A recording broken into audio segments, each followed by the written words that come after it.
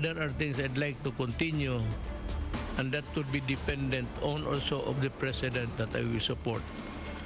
Kasi kung mag-vice president ako, yung kalaban ko, kontrapartido, kaya ni Pacquiao, salita ng salita na 3 times daw tayo mas corrupt. Wala ka namang sinabi noong all these years, puro ka praises ng praises sa akin. Tapos ngayon sabihin mo corrupt. Saang corruption? Anong opisina?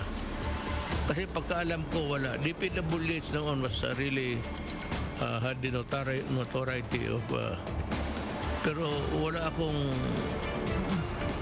nakita ngayon na may corrupt. Meron, marami na, pero napaalis na. Naunahan na kita. Every administration will have its share of the problem of corruption. Do not ever think that if you will win as president, na wala ng corruption dito sa Pilipinas.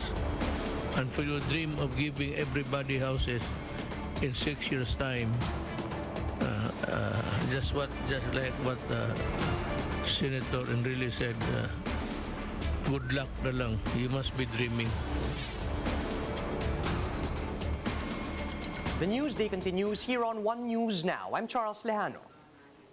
The Agriculture Department is confident that pork prices will start to drop by next month as the country expects the arrival of more imports. But local pork producers are warning that lower pork prices will only be temporary. Charlotte Francisco with the details.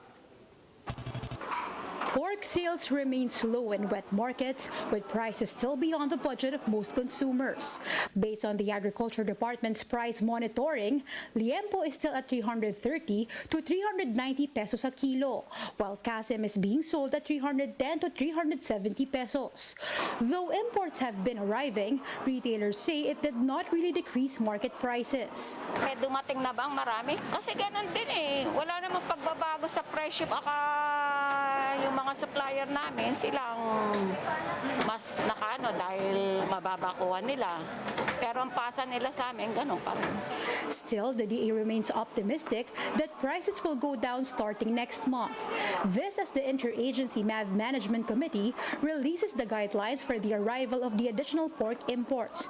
Recall that back in May, President Duterte approved Executive Order 133, allowing for the importation of an additional 200,000 metric tons of pork in a bid to bring down prices. Under the guidelines, 70% or 140,000 metric tons should arrive between July and October, while the rest should be brought in from November to January next year. The allocation is higher than the 55 to 45 ratio approved by the Agriculture Department's Technical Working Group. It is also higher than the agreed recommendation of stakeholders to equally divide imports into 12 months.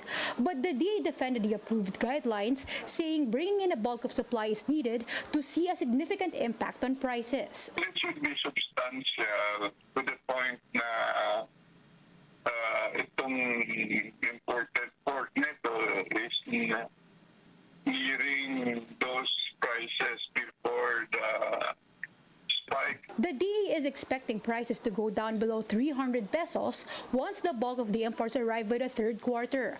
Pork producers, however, warn that the low prices of pork products will only be temporary.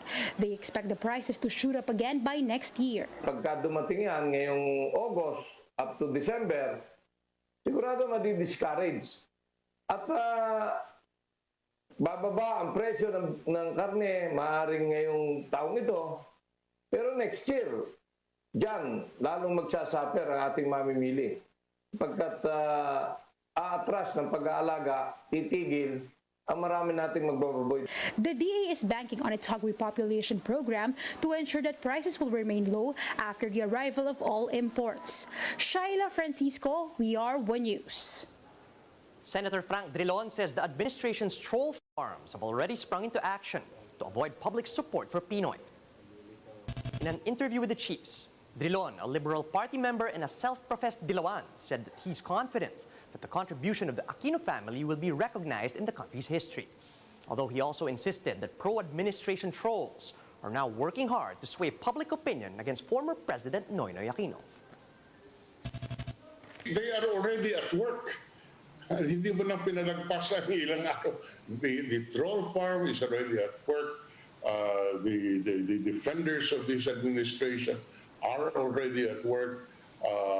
exerting every effort to prevent any manifestation of renewed support and recognition for what PNoy has done.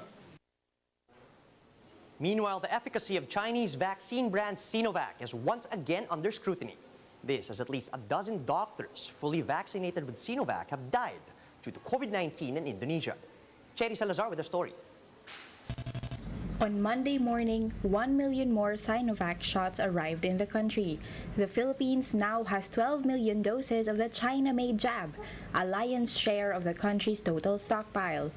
The new supply will be turned over to other areas in the country, reporting a surge in new infections. You have surge in Region 6, Region 8, and then of course you have Caraga, Region 10, parts of Region 11, Sorsogon, okay, Region 9, Zamboanga Peninsula.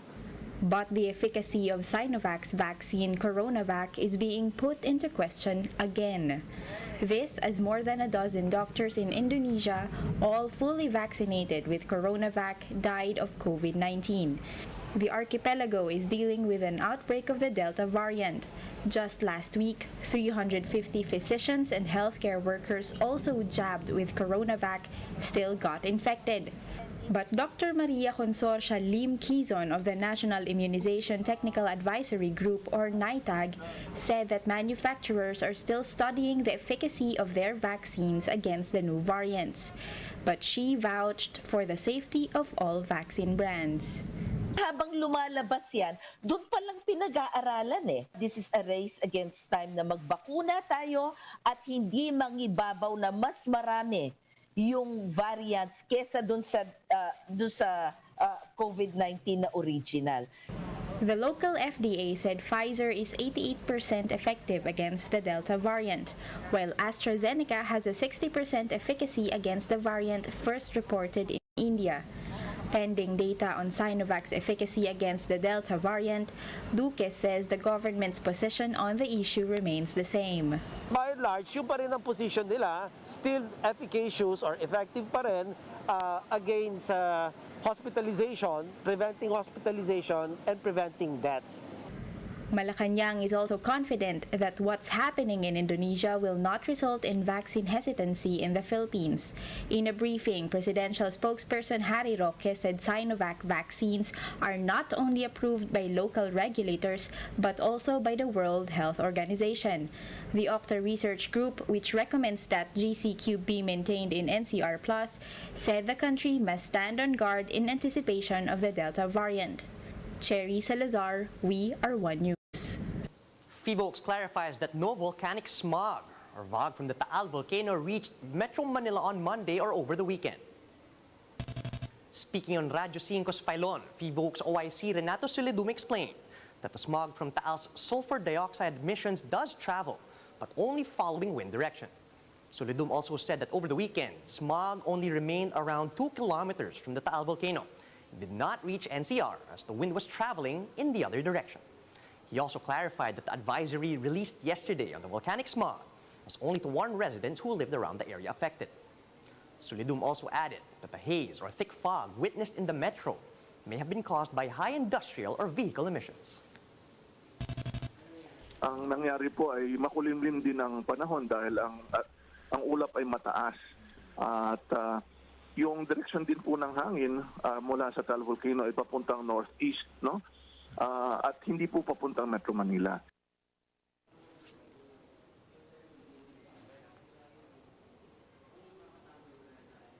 Filipino Para-jin Allain Ganapin has clinched a spot in the Tokyo 2020 Paralympics. Gretchen Ho tells us how Allain is gearing up for the quadrennial meet in this report.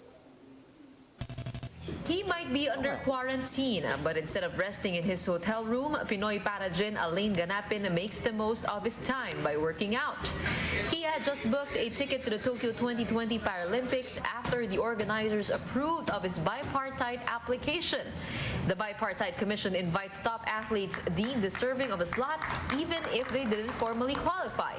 Allain had failed to secure a Tokyo slot during the Asian Taekwondo Olympic qualifiers in Jordan after after settling for bronze in the men's K44 minus 75 kilogram division. Natutulog po ako ng tapos bigla pong tumawag si Sir Dindo na sinabi po niya yung good news, sunod-sunod yung blessings. Yung feeling na sobrang saya na di ko po talaga ma-explain yung feeling. It will be Allain's maiden appearance in the competition.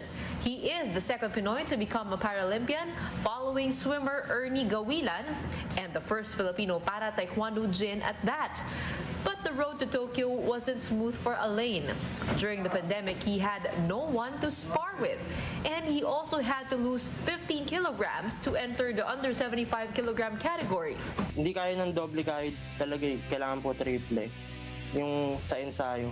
Takbo ka sa umaga, papawis ka sa pagtapos ng tanghali, ganoon po. Tapos sa gabi po, online training. Allain is no stranger to discrimination, but Taekwondo allowed him to overcome his obstacles and become stronger. And now, with a physical education degree in tow, he wishes to mentor more people with disabilities to see a world of possibilities through sports. Sa totoo lang po, gusto ko rin po na dumami po kami dito sa Pilipinas. Wala pong hadlang sa amin na kung kaya po nung mga normal na athletes. Etong nangyari kay Allain actually is a showcase for other para or amputees, no, na they have actually opportunities here.